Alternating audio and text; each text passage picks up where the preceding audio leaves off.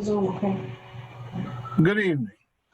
This is Charles X. White, your host for Public Affairs, Public Access.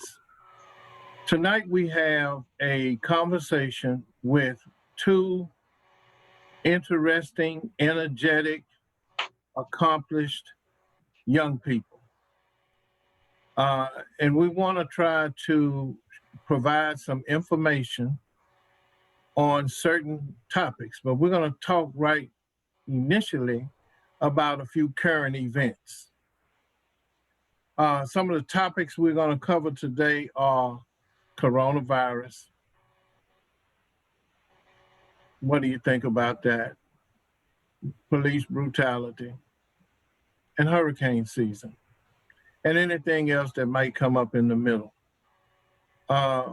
First thing we want to say about the coronavirus is, people, this is serious.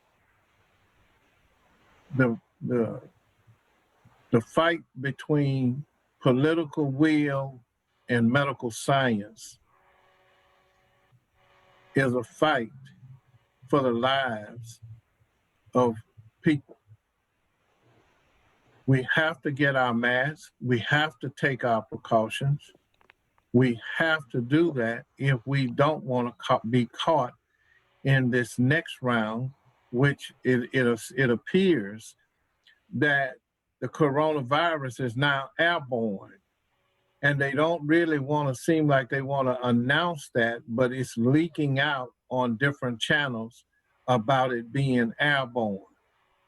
And for that virus to be airborne, that means that it can be spread in a way where you can just walk into it. We want to raise the attention, your attention, to making sure that you are following the directives of the medical professionals. And we've had the Association of Black Female Physicians. They'll be back on later this month or early next month to give us an update. We have probably about 4 to 6 different medical doctors that'll be on that particular show. And that's coming up. We want to thank Dr. Carlisle, who is the current president of the physicians, so Black Female Physicians Association, for making sure that we have the right information for our listeners. Hurricane season. There's a lot of missing preparation for hurricane season. And I'm not going to talk too much about that on the top side. I'll wait later in the show to talk about that a little bit. But you need to be aware and call your elected official, or you call the Office of Emergency Management for the city or the county, and you make sure that whatever you are supposed to receive from those two agencies, city or county, for your zip code, that you have the information that you need and the supplies that whatever that is that they're supposed to provide to you. Lastly, before we go to our guests, is the whole narrative around police, Civilian Review Board, body camera policies. And it appears that Chief Acevedo's report, 60-something page report, is very telling. And it appears that there are complaints that have been lodged and they've been swept under the rug. So for the people and the activists that are working with that particular issue and that matter, our hats off to you. If we can be of any support, let us know. And we'll do what we can to assist you in you being the front runners in getting things done in that area of uh, the various areas of uh, disparities with the police department. Okay, eeny, meeny, miny, mo. We have two great guests, Judge Jeremy Brown and hopefully soon to be Judge Jeralyn Manor. How you doing? Well, thank you. Thank you. Okay, so here's how we're gonna try to roll this out.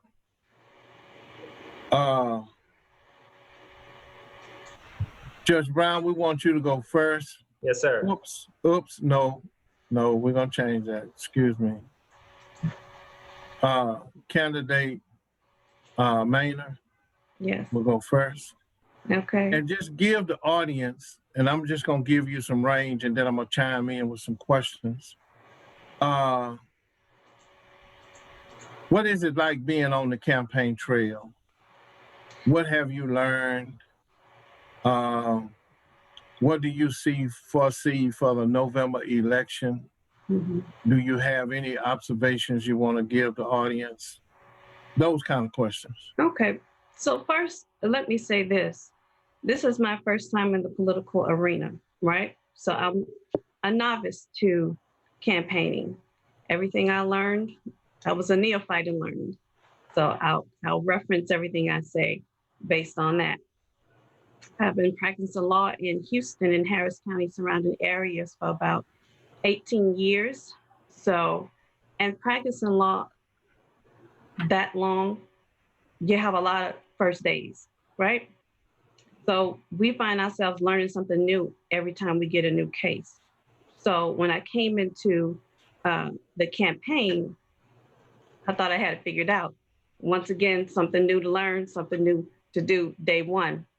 I was a little bit wrong on that because politics has its own mechanism. So in saying that, I can say that I had to learn a lot, and I probably had to learn it the hard way.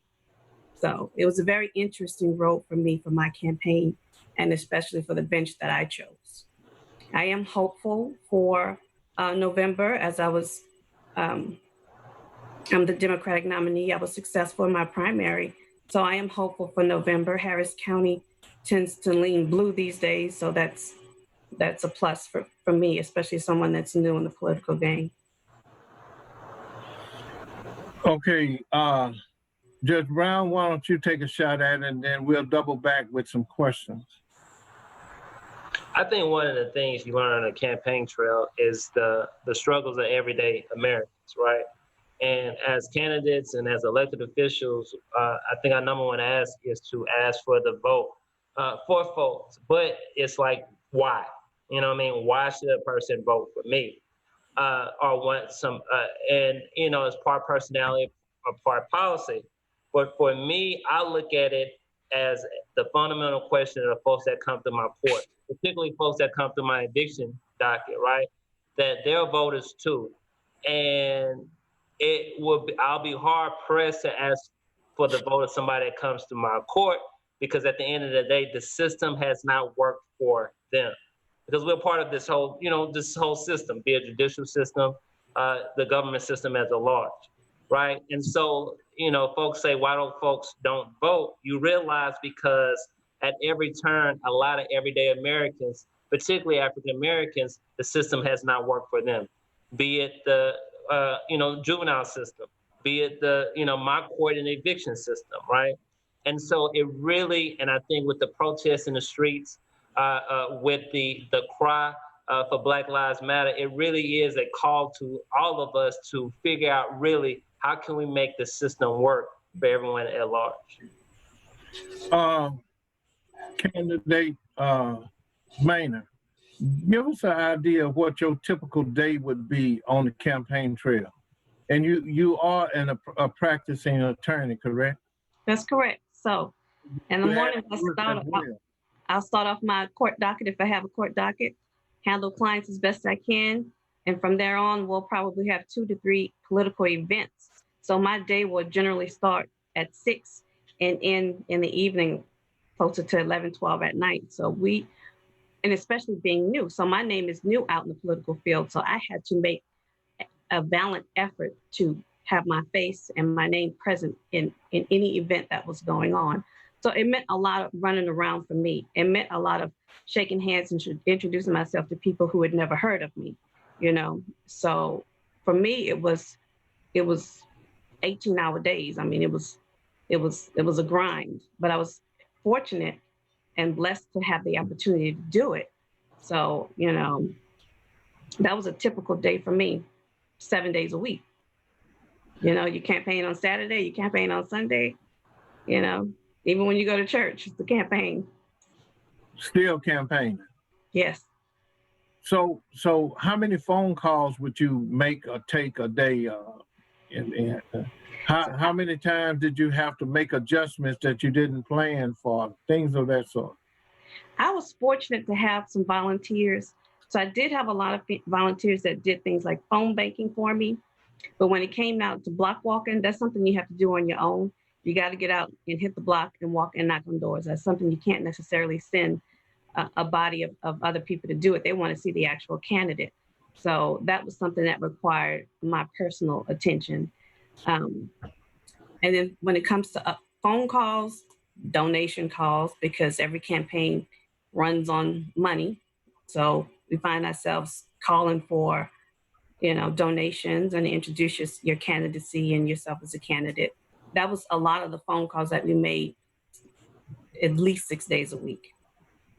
Well, see, sometimes people, they don't know about the nuts and the bolts, the mechanics, the moving parts. All they see you is at an event, and that's the finished product. Right. So I'm glad you are articulating some of the behind the scenes, how long of a day you had to still go to work and appear in court. You had clients, you got your family life, you had all that going on to strive to get to this particular point in the judicial system. So let's go over here to Judge Brown. Judge, you mentioned something about public policy. We're going to come back to both of you about some public policy information question recommendations. This eviction process during this time, and I think you said a moratorium, kind of give the audience an idea of what that means, what it sounds like, what it looks like, and what's next with the eviction process. Is it going to be extended or what? So the extension, so let me give a little backdrop. So the eviction, as a justice of the peace, we do a lot in evictions, right? The majority of the evictions that we deal with are non-payment of rent. Now, the Texas Supreme Court, like mid-March, did a moratorium on eviction hearings, meaning that we weren't hearing evictions, and that moratorium on the state level ended June 1st. However, the Texas Supreme Court, with guidance from the Office of Court Administration, has allowed us more flexibility in how we manage our eviction docket. So typically, before COVID and before any, that somebody files for an eviction, as a judge, we had to put it on our docket or for a final hearing, no earlier than 10 days, no later than 21 days. Once it was heard, if I find on behalf of the plaintiff, meaning moving forward the eviction case, then the tenant typically had 5 days to either appeal a decision, move out. If they haven't done that, the landlord can file what is called a writ of possession. And at that point, that's the process when the constable's office will come out and take your stuff. So that's pretty, that's a month to 2 month period of time. Under the guidance of the Texas Supreme Court, who we report to as a justice of the peace, we were allowed more flexibility in how we docket our cases. So we don't have to, at this point in time, don't have to adhere to that 21-day guideline. So we use that and understanding that with social distancing and all these other things, that we have to figure out better ways to keep folks safe, but at the same time move the process along. However, under the Federal CARES Act, which Congress passed, there's a moratorium on cases that are folks that are paying with a Section 8 voucher, folks that are in public housing, folks whose apartment has a federal backed loan, be it Fannie Mae or Freddie Mac. So there's an extended moratorium on those particular type of dwellings. That's extended moratorium lives on August 23rd, right? So even with these moratoriums in place, as a judge, we have that role of trying to, we have to look at these things and how we docket our cases. But again, a lot of the cases are for non-payment of rent, and a lot of folks still aren't working, right? And so folks don't have that rent when it's due. So it's kind of delaying unless the city and county, which they're doing good jobs of trying to figure out better interventions in place to keep folks in their home. Without those interventions, then we're just delaying the inevitable of going forward with an eviction case. Wait. Let me ask you something. Who's doing? You said somebody is doing a good job on trying to intercede. Did you say the city, the county, or is that just for? Hey, they're trying. I know the city put in $15 million with emergency rental assistance. The county has put in $30 million of broad assistance, $15 million, particularly the rental assistance, right? And these are stopgap solutions.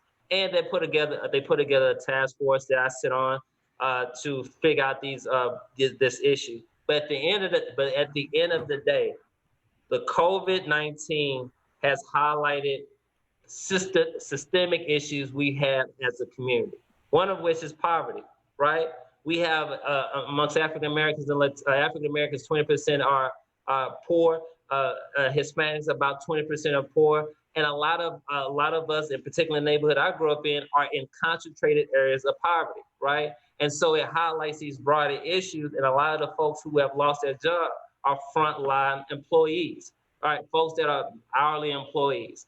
So these broader systemic issues are highlighted in the fact of COVID, right? The city and county are doing their best, but a lot of places that are doing more, they have expanded Medicaid. State of Texas, with the largest uninsured population in the country, haven't done so. A lot of places that have done stuff have increased their minimum wage. The city and county can't do it because of state law. So these systemic issues are prevailing, and the city and county are doing the best that they can, from my perspective as a judge. But on the state level, the state has have tied our hands into what we can do. Okay, when you said they made $15 million for a rental assistance, is that across the board, or is that just Section 8 housing? That's across the board. Now, keep in mind, under the CARES Act, there's an extended moratorium for folks that are paying with a Section 8 voucher, or folks that are in public housing, or folks that are in a low-income tax credit property. There's an extended moratorium that lists in August 23rd. I'm talking about folks who are paying market rate rent right now, who are going through these eviction courts. So will they ever have to pay the back rent, or is it a situation they either pay it or they move out? They will have to, and that's individual case, individual circumstance. I know under the CARES Act, they've waived a lot of the late fees. I know the Houston Housing Authority and Harris County Housing Authority are working with tenants, but there's still a great need for rental assistance. At the end of the day, we're dealing again with issues of poverty and the collateral consequences of poverty, right?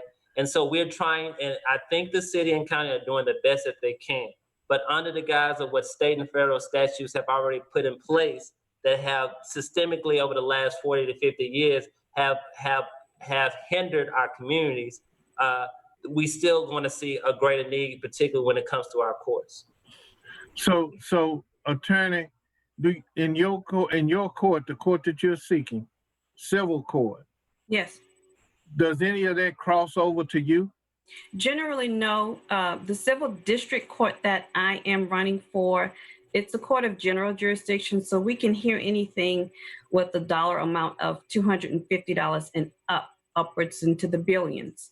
The only thing we generally do not hear are bankruptcy cases and courts that are truly federal in nature, although some civil rights claims and in cases that involve discrimination, which are federal in nature, will still end up in state court. But we don't necessarily get eviction cases unless it comes down to taxes. And in that respect, we're talking upwards in the maybe six figures worth of debt. So when it comes to district court, you kind of have a little bit higher level of financial ceiling, a bar that we start with. Okay, so let me cross over. Now, Judge, you think about it dealing with the juvenile component, but I'm going to ask it in the adult context. Mhm. So, Attorney Manor, I want to ask you this question like this. A lot of things that are coming out about COVID is dealing with mental health and stress and the impact on people's health and mental health. We had a psychologist and a psychotherapist on 2 shows ago. Now, my question to you Mhm. at your level, and maybe even the JP level, one of the things, it also, in the police brutality aspect, it also talked about the anger that's in Black people and the anger and frustration of being without, over policed, underserved, all that. So, would either one of you be willing to participate in a mediation, community mediation discussion with people from the community that have issues? Is that anywhere in the realm of reality, doable? What's your comment? Potentially, if it's a case that could end up in my court, then it's something that I generally would not be able to discuss as a candidate. Right. So in that respect, no. But if you ask me a particular question, I'll try my best to answer. It just depends on the question. Okay. So let me give it to you like this. Mhm. When I restate it, I'm gonna try to restate it Okay. and give you an example of why I said it. Okay. Then whatever you see as a comment that you can make, then just make that one. Just Okay. wrap yourself in that one. All right. So over my career, I did a lot of training for police officers, Mm-hmm. including HPD. And I had a component in the class where I would ask the question to the class, what time do you get the most calls for service? And it was on that 4 to 11, 6 to 2, that late night shift. And then I asked, now this is going back to 1992 up to 1998. Okay. We trained almost 7,000 police officers from 15 different police departments. So we would ask this question in every class. The number one thing that they would be coming out for could be classified as mediation or some kind of domestic situation. So from that time, my thought was to take the pressure off of the courts and the police, that if we had mediation once a month, whatever it would be, whatever that would look like, if it was 2 judges, 3 judges, whatever, that people could talk their issues out. Now, is that something that could be done from that standpoint, just as a step before the police? So let me just see if I have what you're saying correct. You're saying most of the calls are domestic dispute, right? And you're Right. saying before we get to a domestic dispute, where we're calling 911, Is there something that we can do as judges to counsel in or intervene with someone who would likely have a domestic dispute before it elevates that? Yes, Probably not, but I do agree that, for one, domestic dispute calls are probably one of the most dangerous calls that police officers take. So intervention before that is always the better idea. You see, intervention before any types of crime and any types of place where we put individuals where they have to make a bad decision, that's always the best place. And so when people talk about defund the police, and I know that term is a hot topic, what they're really trying to say and what they really want is, let's put in some measures so we don't get to the point where we have to dial 911. You see what I'm saying? exactly. So in the community, Exactly. when we recognize a need for domestic counseling or something like that, that's what we're wanting. And that may not come from someone like Judge Brown or myself, but when we elect our officials, we should be asking them, hey, what can you do about my community as far as we have a high stress load? A lot of this, it stems from stress. You see what I'm saying? Right. A lot of domestic disputes stems from stress, stems from lack of money, stems from, their poverty and or financial situation. We have to start addressing the root. We have to start catching it at the super early stage, at the beginning. And I know that's something that we can do. I believe that's something that we can do. So you are for mitigating threats and being ahead of the curve. Absolutely. I'm for addressing the problem before it escalates.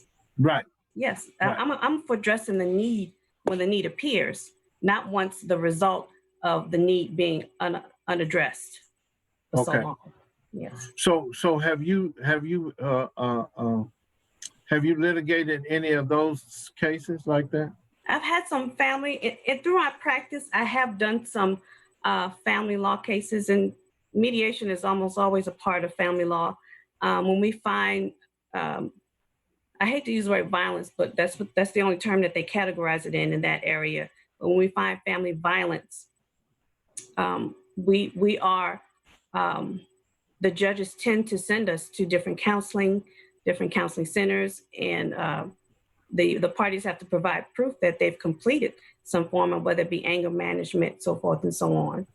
So, and then sometimes we end up with a protective order that can stop a domestic situation before it even gets there. So in that respect, yes, we do catch it, before we get to 911. So when the cry is made to the police or the recommendation is made to municipal government that they need program money for wraparound services or intervention services, that's good. But the word defund police sends a different kind of Geiger counter off. I think the phrase defund the police is confusing to a lot of people, because different people are taking it to mean something completely different. And I don't believe it means exactly what it says on the face. It doesn't mean that. We're not trying to shut down police departments. We're trying to allocate funds to, let's just say we do have a domestic dispute, or we have, a lot of times what we see is mental health crisis out in the street, whether it be the homeless or someone who's actually having a mental health crisis. We need to call the people who can deal with mental health crisis. That's not, to me, that sounds like physician or maybe MHMR or something like that, not necessarily the police. Correct. Absolutely. Now, Judge Brown, let's go to the school sector. How much, I know you were instituting some programs at the courthouse. How do you interact with Class C misdemeanors coming from the school? Most of my precinct is in HISD. And so when I get a Class C misdemeanor, a ticket, or if I get a kid that's truant, we tend to be punitive in nature, right? And paternalistic. Like, you need to do X, Y, and Z to correct that behavior. However, I think the word that you're looking for as far as mediation, like restorative justice models. Obviously, the models we have in place don't work. Send somebody to jail, they go back to the same chaos they're in. A kid that has a fight ticket, like what is the chaos of your situation to figure out why that happened in the first place? So the way I deal with it is to ask why, like what is going on, and let's figure out collaboratively to prevent that from happening again. If it's a gang issue, if a kid is truant, like they just moved with their grandmother across town. I don't know unless I ask that kid why. And part of it too, and this is what we've been trying to figure out, are better ways to have attorneys for kids who are either in my truancy court or have a Class C. Right now, state law mandates and the Constitution mandates that you can be provided an attorney unless if it's a jailable offense. But having a ticket can be as bad sometimes and follow you. I had a guy who had his license suspended. He was 20-something years old, and his license was suspended because of a ticket he got when he was 13 or 14 years old. Like, what kind of sense does that make as a society? If public safety is our prime objective, then why should money determine what kind of justice that you receive? So all Class C misdemeanors are fine only, right? Speeding tickets are fine only, right? But why is money and your ability to pay money a determinant of the justice that you receive? I go back to the thing, Ferguson, Missouri, and it kind of goes back to what you all talking about. Ferguson, Missouri, after Michael Brown was killed, the Department of Justice did an investigation on the city of Ferguson. And one of the things that they highlighted is that the majority of the money the city of Ferguson generated was from fines and fees. The perception being that police officers go out their way to pull people over to generate money, right? Now, when people talk about defund police, 2/3 of the police budget on the city, about 2/3 of the budget on the county is criminal justice related.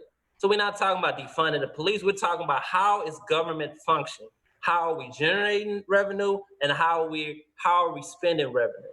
So it should be a referendum on what is government's place.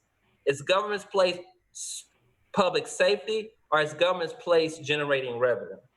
And so in having these tough conversations, I think the police are on the front line, but at the end of the day, the police are part of government and is a robust part of government, because on a local level, a lot of our money goes to those avenues. So to answer your question on Class C misdemeanors, a Class C misdemeanor, again, is only fine only. Speeding ticket, like a speeding ticket, fine only. Am I interested in generating revenue, or am I interested in public safety? As a judge, I'm interested in public safety. So if I'm interested in public safety, what are the questions am I going to ask? Am I going to ask, can you pay a ticket? Or I'm going to ask, why are you in the position in the first place? Okay, let me ask you this. When you get a Class C ticket for fighting, do you normally get both combatants, or do you just get one? It depends. I didn't get a lot of fight tickets in my court. Sometimes, and that's the discretion of the school. They can either do a Class C or take them downtown. It'd be a Class B. It's the discretion of the arresting police officer or that police officer on campus. Mm-hmm. So I think that's why a lot of times, if you talk to juvenile judges, a significant, not significant, but there's a percentage of kids that are in juvenile because of an issue that happened at the school. So when we talk about police reform and defunding police, I think that's why there's a call to look at school policing as well, because at the end of the day, regardless of what a kid does, we're treating those kids like we treat adults. Well, I worked in the school district in security, hired as interventionist, 27 interventionists. Mm-hmm. And what I noticed over a 4-year period were that the school district was using the criminal justice system to handle its discipline management plan. And the reason I ask you, did you get two combatants or one, is because what they used to do is they would give both of them a ticket. Nobody would try to analyze from the administration. Uh, they just give both of them a ticket. And I thought that was unfair. Somebody started the fight. And I think And that goes to my point earlier about it's the kid still has due process, right? At the end of the day, that ticket is still an allegation. But it's up to me as a judge, or if it comes to my court or anybody else's court, uh, how to make that determination. I know the Texas Appleseed did a report on the issues with school-based ticketing, finding that overwhelmingly African American boys were getting ticketed, uh, and majority of the outlying school district, the suburban school districts. I think that's something to look at. I think from my perspective, individual case, individual circumstances, but as a broader perspective, as bearing witness to seeing what comes through our courts, I think there's a policy determination to be made that why are Black boys being ticketed? Why Black kids are being ticketed at an overwhelmingly rate than other kids. So those are determined, and that's part of being a judge is like understanding what comes to your court and informing our policymakers, like Ms. Manor said, about these issues that come through the court and why these issues coming through the court in the first place. You talking about using the criminal justice system in the school? I mean, as a county and a city, we use our criminal justice system as a first line defense.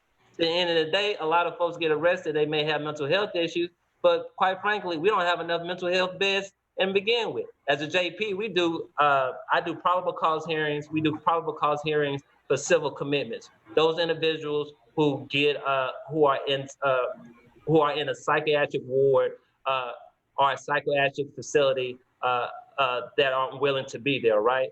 And one of the main concerns of arresting officers is they aren't able to go to. They have to take them to jail because at the end of the day, that's the safest place than a bed because the beds aren't there, right? And so if we look again, looking at when you talk about defunding police, it really is okay. Government on a local level, if we consider things serious, how are we going to make sure it doesn't happen again?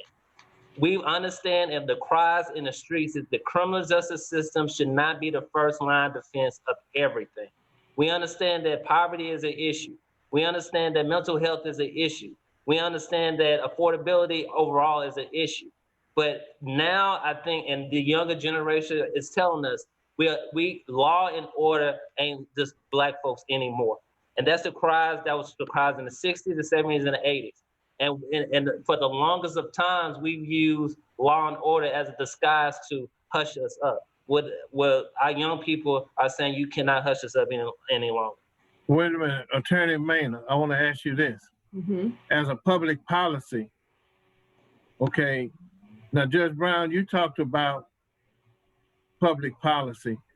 Do judges make recommendations on policy, not ruling on the law, but when you see a law, because you mentioned something about you need to that you need to inform the elected officials who write the law. How is that process working? How does that work? Do judges in their associations get together and try to be part of the solution process? Do attorneys make recommendations to elected officials based on what happened and the disparity that happened to their client? Or how do you all get engaged in correcting the public policy that needs to be adjusted? I'm sorry. Well, let the attorney talk shit a little bit. Yes, ma'am. So that's an interesting question. When it comes to family court, that's a court that's a law of equity, right? And that's the only one. You said it's a law equity? So family court is a court of equity, right? Okay. So it deals in overall fairness, overall best interest of the child. And even when you're dealing with juvenile cases, technically that's family law in Texas. So why are we even, why is this a part of the criminal justice system? It shouldn't be, because it's family law. but to that aside, to my understanding, family court is really the only court of equity, and they could be in a position to talk. I mean, we all could talk to our elected officials and say, hey, this is what I think our community needs, not just the attorneys, not just the judges. We all have that right to do that, especially when we're going casting our vote for them. So, yeah, I hope that answered your question, but I believe, yes, we can to some degree. We can, yes. Now, can the Okay. district court civil judges get together and form a group and say, this is what we see that we need to address it? To some extent, yes. But as far as community outreach, that type of thing, no. But when it comes to things like bias and implicit bias we see in our courtroom, yes. Okay. So Judge Brown, have you had the opportunity to kind of roll your sleeves up a little bit and deal with some of the disparities that you see that the unequal justice part? Yes, I mean, judges at the end of the day, judges can influence public policy. Our Supreme Court does it all the time. The South the South has not moved or will not move if the federal government or the federal Supreme Court or the federal courts haven't made us move. You're talking about desegregation. You're talking about a lot of the bail reform that's going on right now. Those are judicial systems or judicial decisions that have influenced public policy, right? The bail reform that the county court of law judges and advocating that we need to change how we do practice bail, particularly on the misdemeanor level, and making sure that folks aren't in jail because they can't afford not to pay bail. That is judges influencing public policy. We have a Justice of the Peace and Constables Association that lobbies our state legislature, right? That is judges influencing public policy. I cannot help to see that overwhelmingly that young Black women, particularly with children, are in my eviction court. And so we're working with Texas Southern University, the Coalition from the Homeless, and a lot of other agencies to figure out better policies to make sure that folks are in their house instead of in the courthouse. Now, again, a part of the policies in Houston, like every other urban area, is that we still have housing segregation, right? And not just implicit or explicit or whatever, by statute, we can segregate because of housing. You talk about folks with housing vouchers, right? More often, I think the last number, 85 to 90% of folks who are on the voucher program are African Americans. What did our state law do? They allow an apartment complex to discriminate against a person who's paying with a voucher. What has that done? It increases the concentration of low-income folks on the east side of Houston instead of the west side of Houston.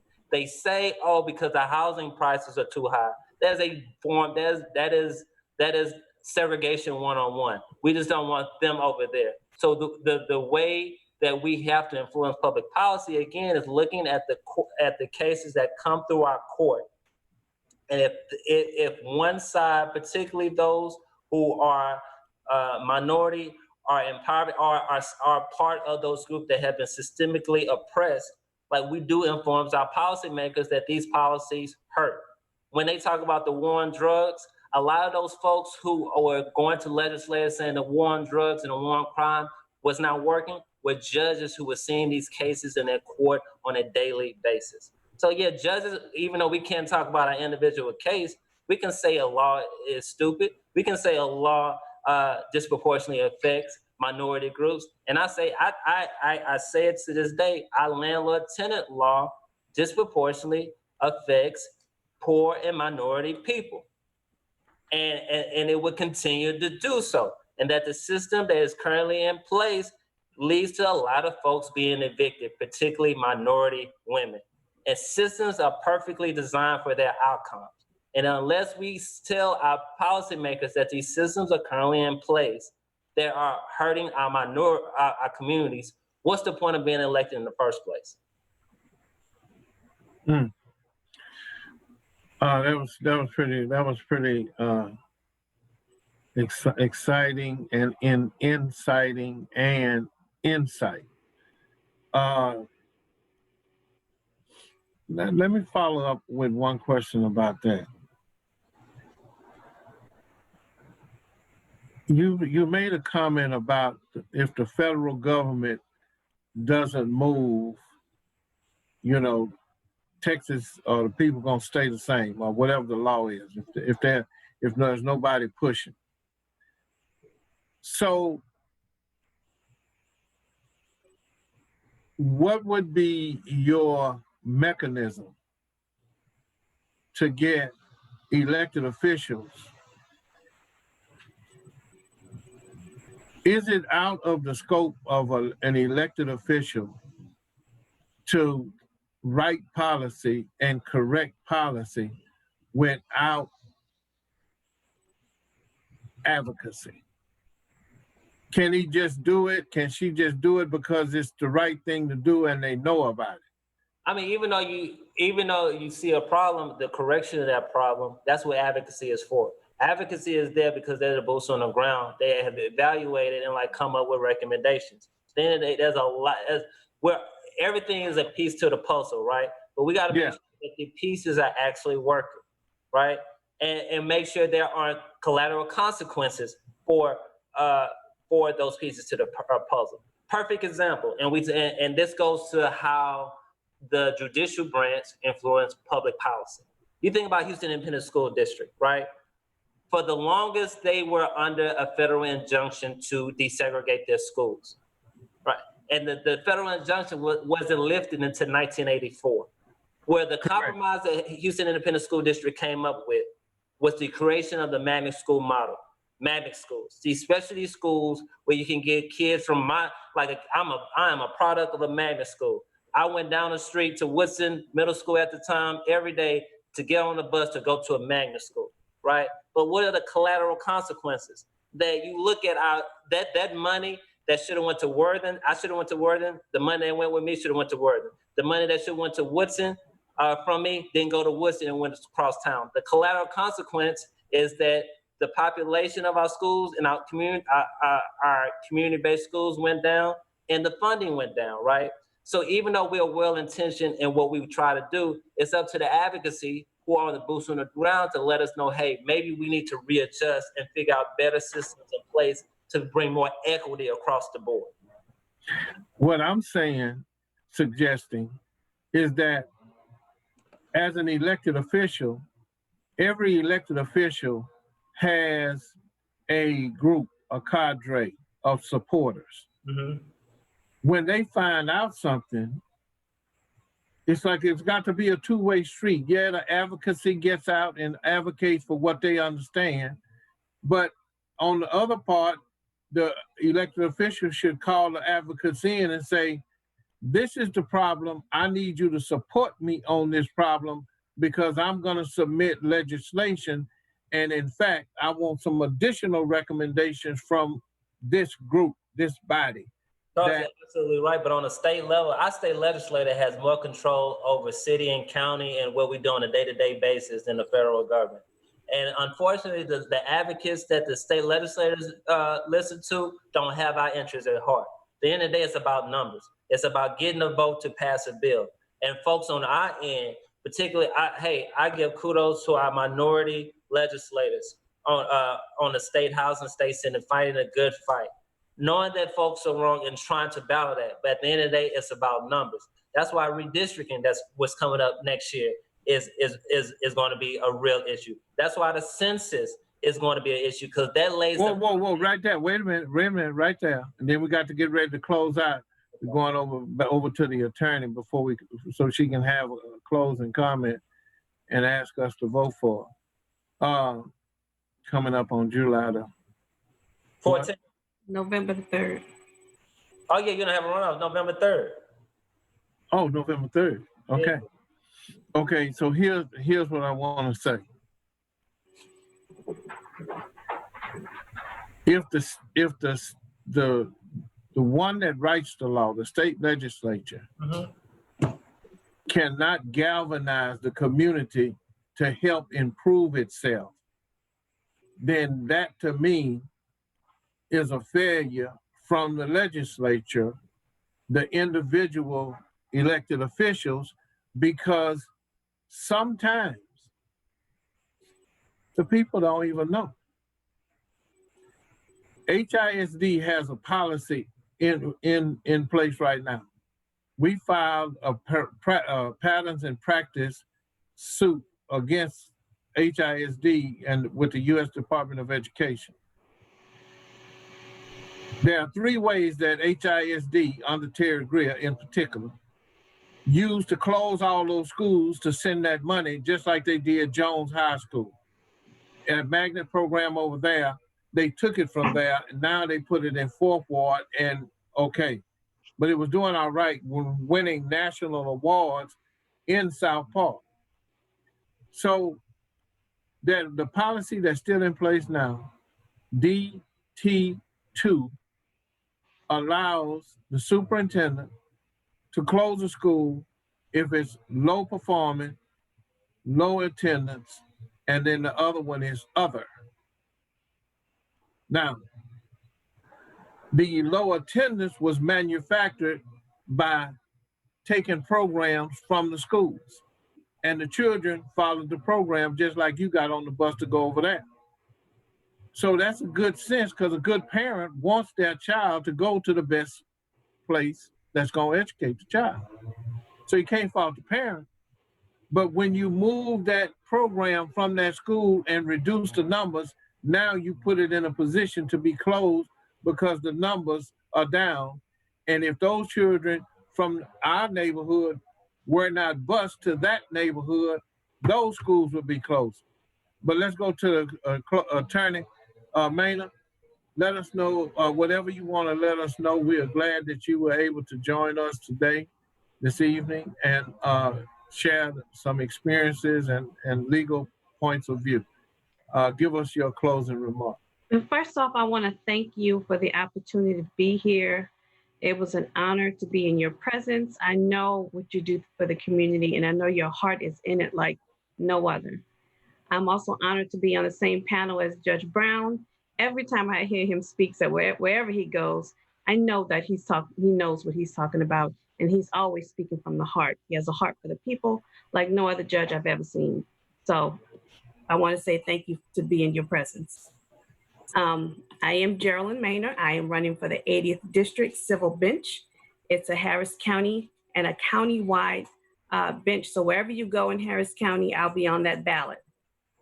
I'm asking for your support.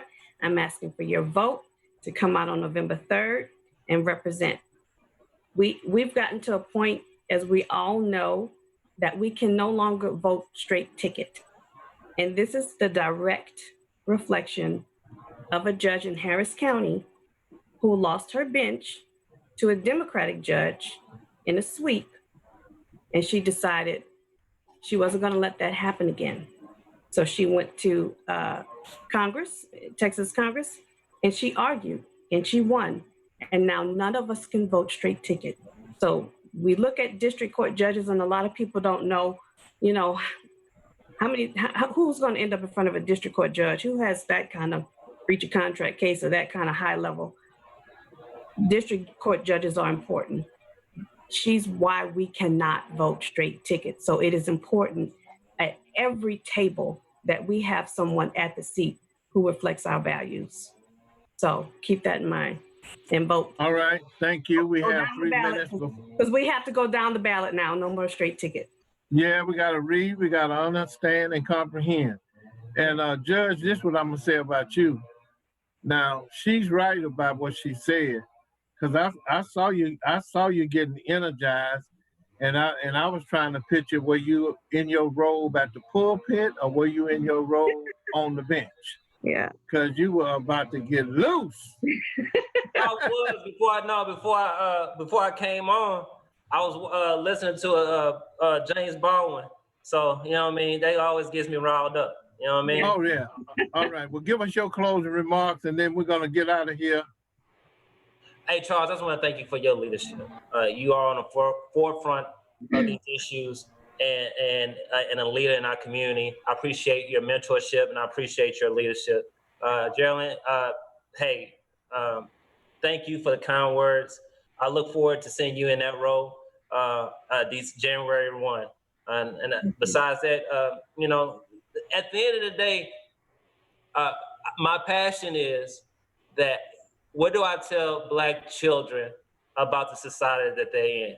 And for me to say something to them, I got to say something to the folks that put them in that situation in the first place. And that's our local government, our state government, our federal government.